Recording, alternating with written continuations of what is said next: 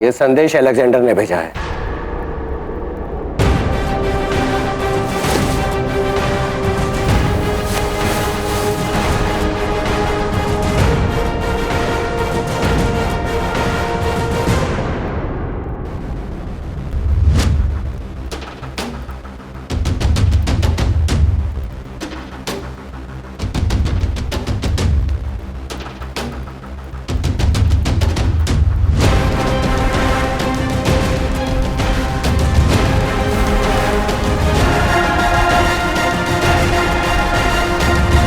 तो इस पत्र में संधि का प्रस्ताव नहीं, तक्षशिला पर आक्रमण का भाव है। तक्षशिला का नहीं, वो तक्षशिला को सीढ़ी बनाकर मेरा समर्पण चाहता है। संधि नहीं, मुझे बंदी बनाना चाहता है वो।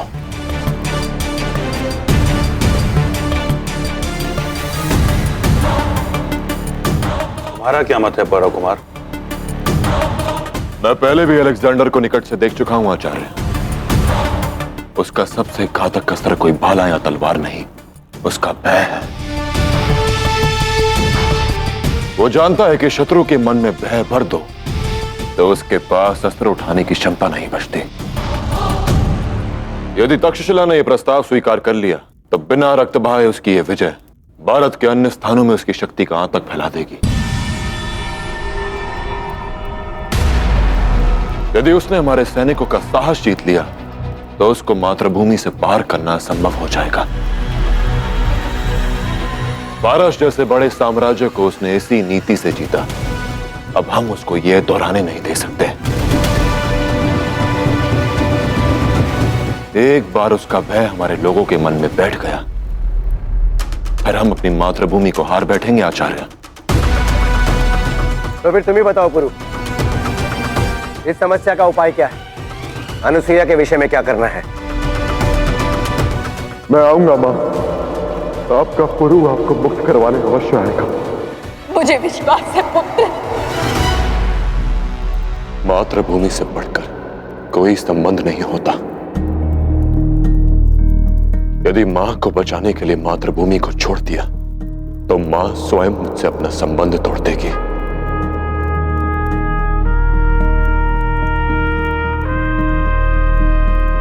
अपनी जननी को छोड़कर आज पुरु अपनी जन्मभूमि की रक्षा करेगा, उसी जननी के विश्वास की रक्षा करने के लिए।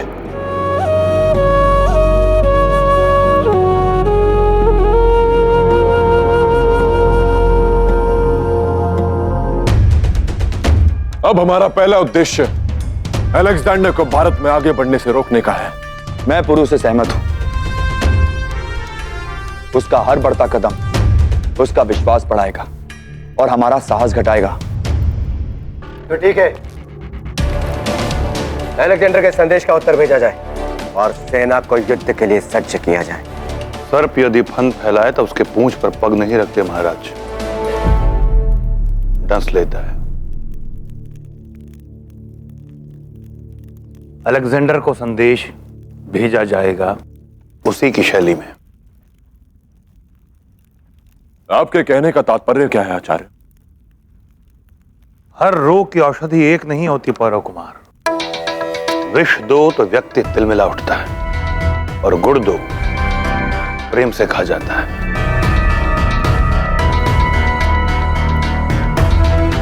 मेरा सुझाव है कि इस संधि संदेश को स्वीकृति दे देनी चाहिए। शत्रु के साथ संधि? ये आप क्या कह रहे हैं आचार्य? मृग तृष्णा अम्बी कुमार, तपते मरुस्थल में एक प्यासे पथिक के लिए सामने जल का भ्रम अमृत से कम नहीं होता। यह आभासी जल उसे कुछ क्षण के लिए संतुष्टि देता है और मृत्यु इसी क्षण का लाभ उठाती है। अलेक्जेंडर भी एक यात्री है जो सहस्रों योजन यात्रा करके भारत नाम के अमृत को चखना चाहता है। संधि के लिए हमारी स्वीकृति उसकी विजय की प्यास को संतुष्टि देगी और तब वो युद्ध की नहीं उत्सव की मंशा में होगा और उत्सव में लीन सैनिकों पर आक्रमण कर विजय प्राप्त करना कहीं अधिक आसान होता है। किंतु क्या यह युद्ध नियमों का उल्लंघन करना नहीं होगा? हम यज्ञ का आह्वान नहीं कर रहे हैं कुमार, हम युद्ध का आह्वान कर रहे हैं। अलेक्जेंडर जैसे कपटी यवन के लिए युद्ध नीति की नहीं, कूटनीति की आवश्यकता है। सिंह अगर आदमखोर हो जाए तो उसके लिए जाल बिछाना होता है। युद्ध का केवल एक नियम है कुमार, अपनी विजय और शत्रु की पराजय। और उसके लिए शत्रु की दुर्बलता को अपना बल बनाना आवश्यक है। अलेक्जेंडर को पराजित करने के लिए हमें उसी की भांति सोचना होगा, उसी की भांति उस पर प्रहार करना होगा। मैं आचार्य की बात से सहमत हूं।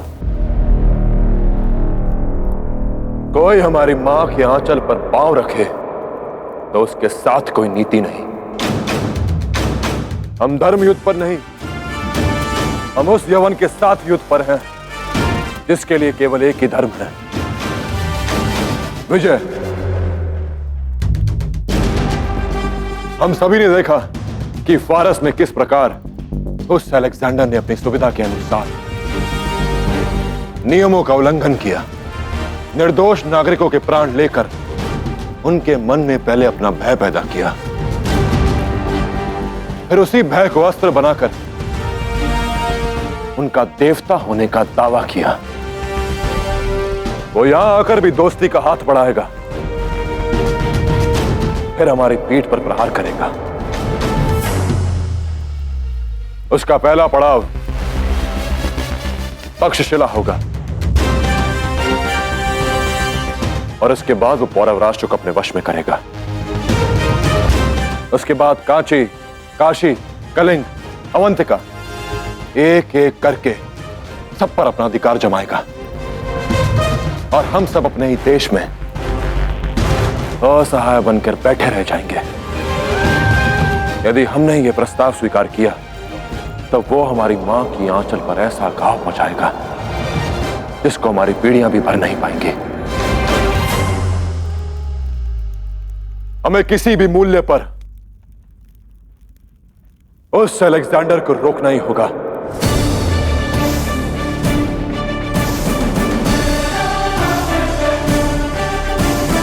तो ठीक है,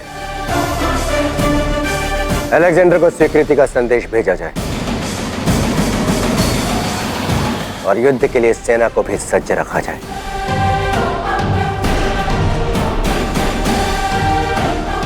महाराज बमनी का ख्याल रखो।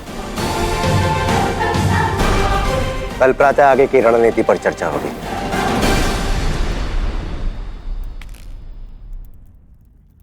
रुकिए महाराज, मैं चाहता हूं कि मैं स्वयं संधि का स्वीकृति पत्र लेकर अलेक्जेंडर के पास जाऊं।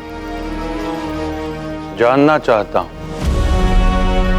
कि वो कौन है जिसकी आंखें इतनी बड़ी हो गईं कि भारत पर राज्य करने का स्वप्न देखने लगी।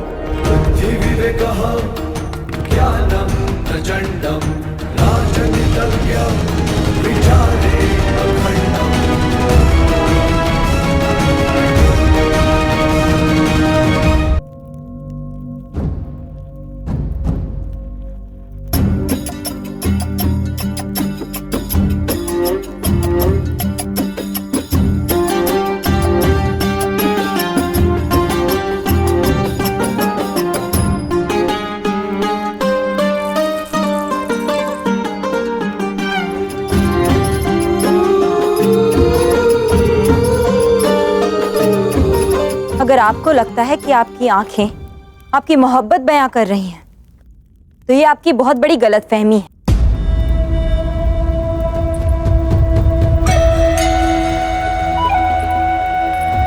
आपकी चुपती नजरें मुझे परेशान कर रही हैं।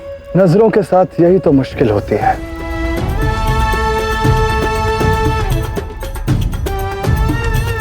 कि किसी से कहना कुछ और चाहती हैं, पर समझने वाला कुछ और समझ जाता है। फिर भी मुझे खुशी है इस बात की कि मेरे इन आंखों ने तुम्हें कुछ महसूस तो करवाया, और मुझे यकीन है बहुत जल्द मेरी आंखें तुम्हें मेरी मोहब्बत का सलाम भी पहुंचा देंगी।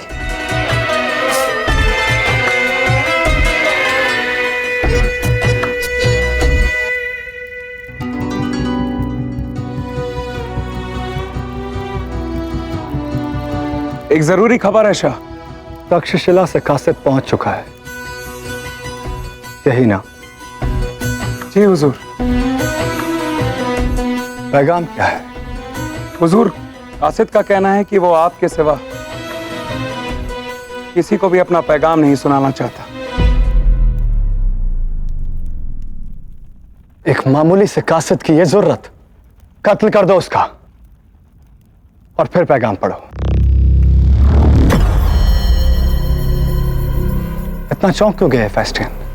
वो इसलिए शाह कि आप उस कासिद के जुमले दोहरा रहे हैं।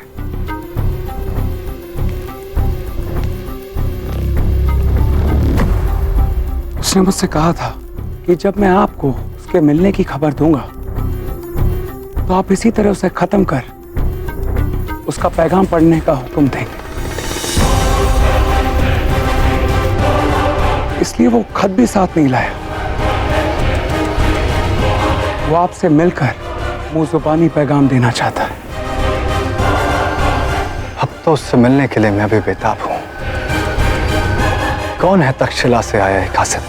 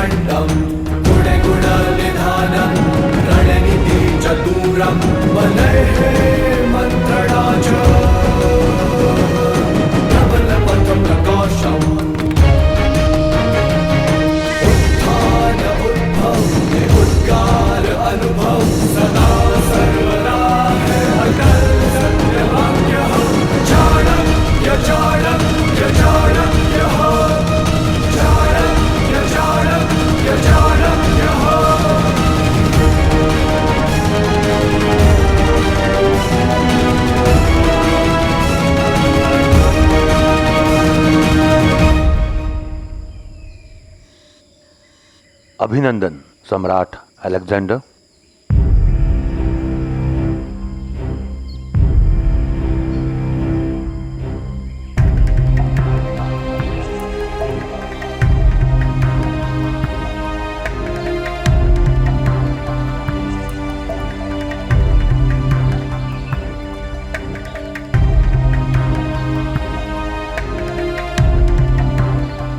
चेहरे से सिपाही तो नहीं लगते, यहां क्या कर रहे हो? आशा तो थी कि आप जान जाएंगे। जो व्यक्ति की भाव भंगिमा देखकर उसे पहचान न सके वो एशिया का शाह हो ही नहीं सकता।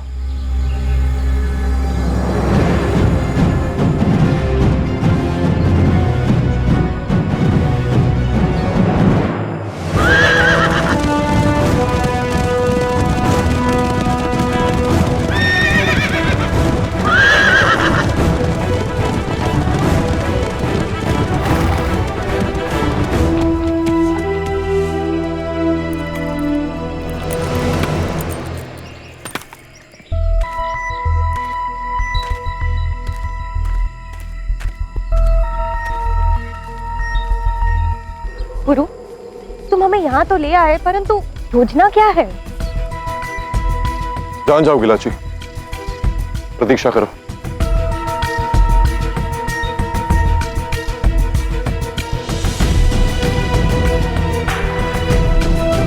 हमें उस ओर चलना चाहिए, आओ।